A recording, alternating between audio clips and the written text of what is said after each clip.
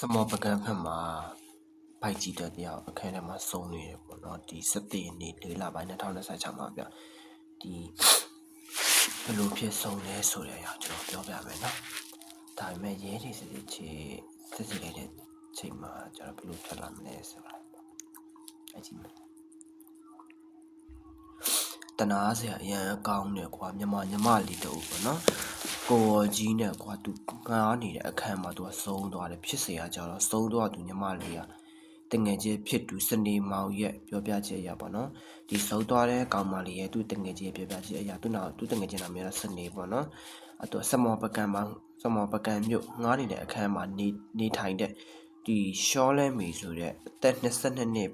ပေါ့နော်သူက22နှစ်မှာသူချစ်သူရှိရပေါ့နော်ရှောလဲမီဟာသူ့ချစ်သူနဲ့လမ်းခွက်လိုက်ပြီးတော့တယောက်တည်းနေထိုင်တဲ့ပေါ့နော်ရှောလဲမီရဲ့ရှောလဲမီဟာပေါ့နော်ချစ်သူကိုစနေမောင်ကတိပြီးမယ်ပေါ့နော်ရှောလဲမီရဲ့ချစ်သူကစနေမောင်ကတိပြီးမယ်ဗာအရင်ရောမရင်နီးကြဘူးလို့သူကပြောပြပေါ့နော်စနေမောင်ကကြတော့ရှောလဲမီနဲ့ဒီစနေမောင်နဲ့ကသူတို့ Facebook ကနေတိလာခဲ့တာတလားလောက်ပဲရှိတယ်ပေါ့နော်အဲ့ဒါတယောက်ထဲနေတဲ့ချောလဲမေကွာအားငယ်မှာဆိုလို့စနေမောင်နေတော့တွားပြီးတော့အားပေးစကားပြောလို့ရှိတယ်လက်ရှိချောလဲမေကအလုံးမရှိတော့စနေမောင်ကသူ့ကိုစောက်ရှောက်ပြီးရေးပေါ့နော်ရှောလဲမေကိုတနာသွားခဲ့ခင်ဗျစနေမောင်ကအလုံးအားတဲ့ချိန်တိုင်းရှောလဲမေကိုမကြခဏတွားကြည့်တာလို့ရှိတယ်ရှောလဲမေကချစ်သူဒီအဲ့လိုတွားကြည့်တဲ့ချိန်မှာရှောလဲမေဆိုတဲ့ဒီ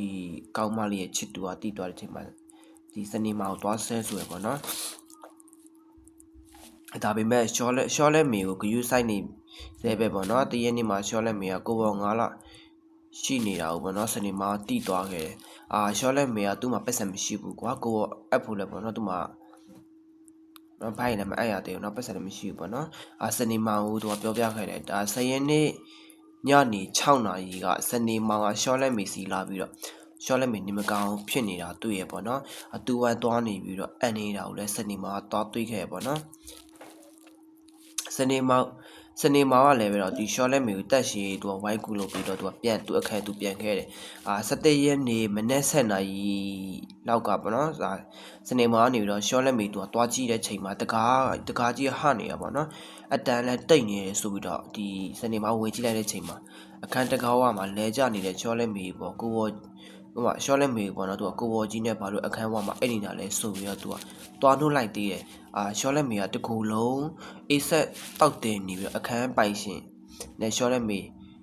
ချစ်သူကိုအကြောင်းကြားပေးခဲ့ပေါ့နော်ဒီစနေမောင်ကနေပြီးတော့အိတ်ခက်တောက်တင်နေတယ်သူဘာဖြစ်လဲမသိဘူးပေါ့နော်စနေမောင်အဲ့ဆိုတော့သူ့အခန်းပိုင်ရှင်နဲ့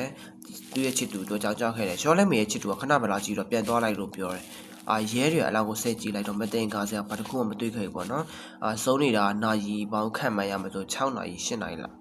ရှိနေပေါ့နော်6ကနေ9နာရီ8နာရီလောက်အဲ့ဒါရှိနေပေါ့နော်လက်ရှိသူကကိုပေါင်း9လနဲ့ရုတ်တရက်ဆုံးသွားတယ်ရှော့လက်မေအလောင်းကိုဆိုးရစေကိုသူတက်သွားကြပြီးတော့ရှော့လက်မေဆုံးရချင်သွေးရိုးတာယူဟုတ်မဟုတ်ပေါ့နော်ဆက်လက်ပြီးတော့ဆက်စီသွားမယ်လို့သိရပါခင်ဗျတရေထူရင်ကျွန်တော်အတိတ်ပြီးတော့ပြတ်တက်ပြီးမယ်နော်